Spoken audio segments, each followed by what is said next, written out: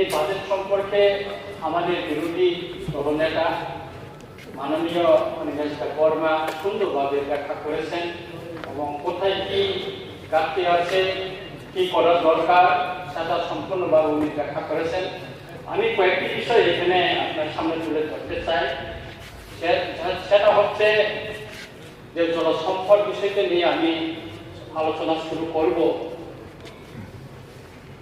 আমার রামচন্দ্রঘাট এলাকায় গঙ্গাই ছড়া বলে একটা নদী আছে, ছড়া, পাহাড়ি ছড়া। এই ছড়া এলাকায় কমপক্ষে 500 একর জমি আছে, কৃষি জমি। বর্ষাকালে খুব এখানে পাহাড়ের যে জল যে হইতো সেটা কারণে পাহাড়গুলি ভেঙে যেত, অনেক কৃষি জমি নষ্ট হয়ে গেছে। আমার রামচন্দ্রঘাট এলাকার জনগণ, বিশেষ করে ওই এলাকার জনগণ দীর্ঘদিনের দাবি ছিল সেখানে একটি সুইচ গেট করার জন্য, এবং এর আগে এই বিষয়ে বিভিন্ন কাগজপত্র চালাচালি হয়েছে, চিঠিপত্র দেওয়া হয়েছে।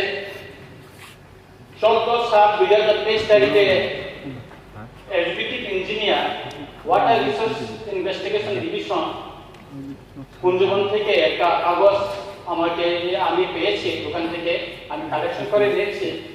ওনারা এখানে যতটুকু আমি এলাকায় এই কাগজটা হাতে পাওয়ার পর আমি ওই এলাকার মানুষের সঙ্গে কথা বলেছি। যিনি অফিসারে গেছেন ওনারা সেই গঙ্গাই ছড়া এলাকায় যায়নি। উনি এলাকায় কিছু লোকের সঙ্গে কথা বলে এবং তাদের কাছ থেকে তথ্য সংগ্রহ করে অনুমানিক নদীতে কত কিলোমিটার হতে পারে, কত কি সমস্তগুলি অনুমানিক কত একর জমি হবে সেই সমস্ত তথ্য নিয়ে ওনারা এখানে রিপোর্টটা নিয়ে এখানে করেছেন। এখানে দেখা আছে এখানে 97 হেক্টর।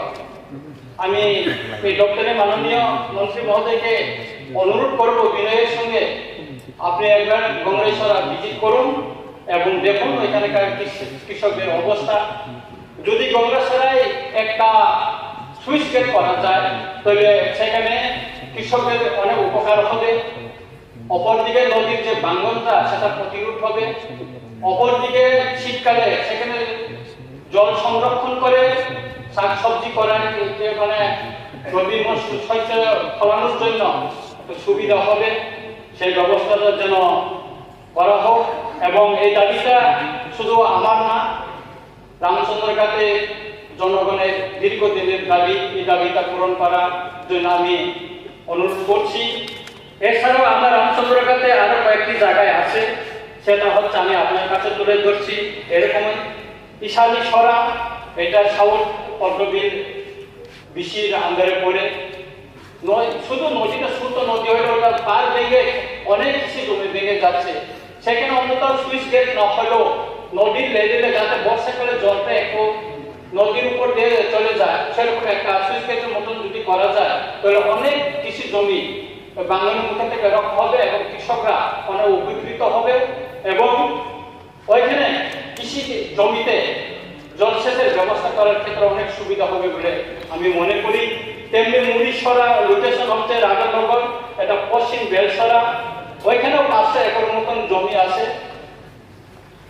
এটা পদ্মবিল আর্থিক বোর্ড থেকেও এই প্রপোজালটা পাঠানো হয়েছিল, কিন্তু আজ পর্যন্ত এই সম্পর্কে কিছু নেই। এই বাজেটে জলসেচের সম্পর্কে অনেক কিছু এখানে বলা হয়েছে, অনেক কোটি কোটি টাকার ডেভেলপমেন্টের কথা বলা হয়েছে, এখানে ভূমি ক্ষয় প্রতিরোধ ব্যবস্থার কথা বলা হয়েছে, কিন্তু যে ওই সমস্ত যে গঙ্গাছড়ার যে বা যে সমস্ত আমি নদীর ছোট ছোট নদীর কথা বলছি সেখানে সুইচ গেট করা বা অনেক কিছু ব্যবস্থা করা, যে জমি যে ভেঙে যাচ্ছে নদীর যে বর্ষাকালে সেটা প্রতিরোধ করার জন্য যে ব্যবস্থাটা সেটা এখানে নেই। মাননীয় স্পিকার স্যার, এই বাজেটে 1 টাকাও এখানে করা হয়নি। আমার আরেকটা কোয়েশ্চেন হচ্ছে পূর্ত বিভাগ সড়ক সেতু, এখানে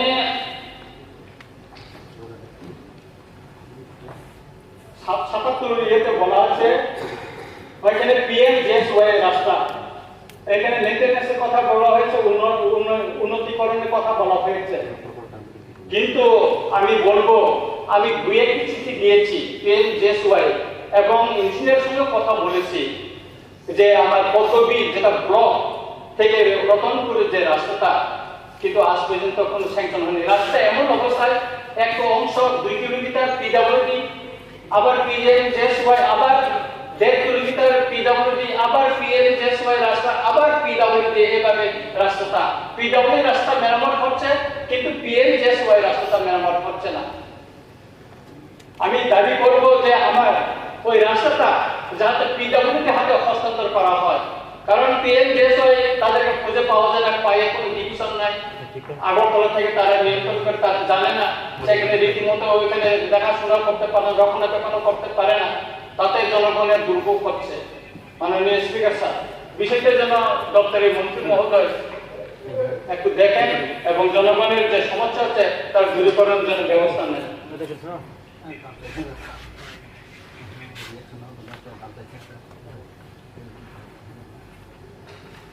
মাননীয় স্পিকার স্যার, আমি আরেকটা বিষয় আপনার কাছে তুলে ধরতে চাই যে আমাদের শিক্ষা ক্ষমল এখানে অগ্নি নির্বাপন এবং আপৎকালীন পরিষেবার কথাটা বলা হয়েছে এখানে 55।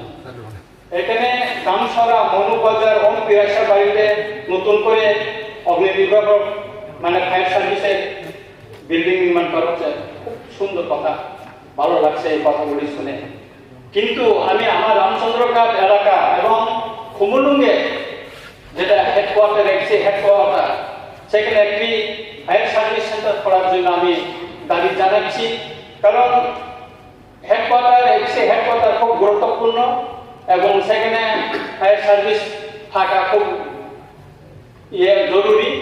এবং তেমনি আমার রামচন্দ্রঘাটে গত বছর প্রায় 20 কানের উপর রবার বাগানা আগুন লেগে মানে জ্বলে গেছে, তাতে 2 জন কৃষক খুব ক্ষতিগ্রস্ত হয়েছে, কিন্তু ক্ষয় থেকে সেখানে ফায়ার সার্ভিস আস্তে আস্তে বাগানগুলি সব করে শেষ হয়ে যায়।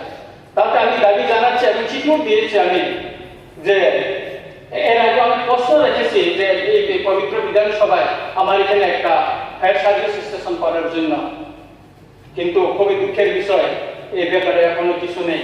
তাই এই বাজেটে আমি সমর্থন করতে পারছি না, এই কারণে যে দেখেছি কিছু এলাকায় হচ্ছে আর কিছু এলাকায় হচ্ছে না। আমার খোয়াই ডিস্ট্রিক্টে দেখুন, তেলেপুরা, কল্যাণপুর, খোয়াইতে আছে, কিন্তু যেটা জনজাতি অধ্যুষিত এলাকা, এডিসি এলাকা, সেখানে কোনো ফায়ার সার্ভিস স্টেশন নাই। মাননীয় স্পিকার স্যার, তোলাশিগড় হইতে পারত, আমাদের রামচন্দ্রঘাটের ব্লকের অধীনে হইতে পারত, কিন্তু হয়নি। আমরা দাবি জানিও আমাদের দাবিগুলি শুনছে না। তাই বিষয়টা একটু গুরুত্ব সহকারে দেখার জন্য আমি দাবি জানাচ্ছি। আমি এখন আছি জনজাতি কল্যাণ দপ্তর। এখানে রবার মিশনের কথা বলা হয়েছে। গত বছর রবারের চারা, এই রবার মিশনের চারা ডিসেম্বর মাসে 31 তারিখ পর্যন্ত দেওয়া হয়েছে। 31 তারিখে যদি রবার চারা দেওয়া হয় ডিসেম্বর মাসে, সেই রবার যদি লাগানো হয় সেই রবার বাঁচবে কিনা? মাননীয় স্পিকার স্যার, তেমনি গত বিধানসভা অধিবেশন আমি বলেছিলাম যে জনজাতিদের রিগনায় বোনার জন্য সুতা দেওয়ার জন্য আমাদের ট্রাইবাল মিনিস্টার মহোদয় উনি এসুরেন্স দিয়েছিলেন, হ্যাঁ আমি দেব, কিন্তু এই বাজেটে কোথাও উল্লেখ নেই। এখানে অত পাওয়ার কিলা ইত্যাদি দেওয়ার কথা বলা হয়েছে, কিন্তু ওই যে গরিব অংশের জনজাতি মহিলাদের রিগনায় বোনার জন্য সুতা দেওয়ার যে এসুরেন্স দেওয়া হয়েছে এই বাজেটে কোথাও উল্লেখ নেই। মাননীয় স্পিকার স্যার, শুধু তাই না, এখানে বিশ্ববিদ্যালয়ের কবর বাসার সম্পর্কে অনেক কিছু বলা হয়েছে, অনেক টাকা কথা বলা হয়েছে, কিন্তু যে ভাষা স্ক্রিপ্ট নিয়ে আন্দোলন করে আমাদেরকে পরীক্ষা দিতে হয়েছে, সেই রোমান কবরক ভাষা রোমান স্ক্রিপ্টটা যদি সরকার প্রেসক্রিপ্ট করে বলেছে, যদি আজকে এই হাউসে একটা রেজুলেশন পাস করে যে কবরক লেখার জন্য বাংলা, রোমান এবং দেবনাগরী অক্ষর, এই 3টাই অক্ষরে লেখার যদি ব্যবস্থার জন্য একটা রেজুলেশন পাস করা হইতো, তাহলে সুবিধা তাতে একটা পার্মানেন্ট একটা সলিউশন হয়ে যাবে বলে আমি মনে করি। তাই আমি আবেদন রাখবো যাহাতে আগামীকাল হোক বা যে হোক এটা একটা রেজুলেশন পাস করা হোক যে বড় ভাষা লেখার জন্য রোমান স্ক্রিপ্ট বাংলা এবং দেবনাগরী অক্ষরে লেখার জন্য এটা যেন পরবর্তী কোন সরকার আসলো যাতে এই বিষয়ে কোনো পরিবর্তন করতে না পারে সেই বিষয়ে আপনারা একটু ব্যবস্থা করেন, এটা আমার দাবি আছে। তেমনি শিক্ষাক্ষেত্রে আমি একটু বলতে চাই, স্যার সবাই বলছে আমি বেশি বলবো না, আর দুটো বলে আমি শেষ করবো স্যার, আমি বেশি বলবো না, আমি সিদ্ধান্ত নিয়েছি আমি বেশি বলবো না স্যার। আমি ওই শিক্ষাতে এটা আমি ছিলাম তো স্যার, এটার জন্য বাধ্যতা আমি শিক্ষাটা বলে আগে শেষ করে দিচ্ছি স্যার।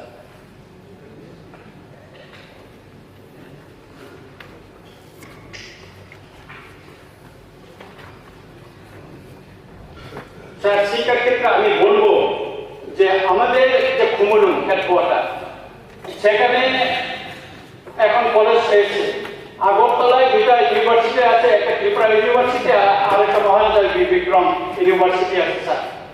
আমাদের মাননীয় মুখ্যমন্ত্রী মহোদয় বলেছেন কুমুলুঙে একটা ইউনিভার্সিটি করার জন্য, কিন্তু দেখা গেল এই বাজেটে কুমুলুঙে একটা ইউনিভার্সিটি করার জন্য কোন অর্থ সংস্থান রাখা হয়নি বা উল্লেখ নেই।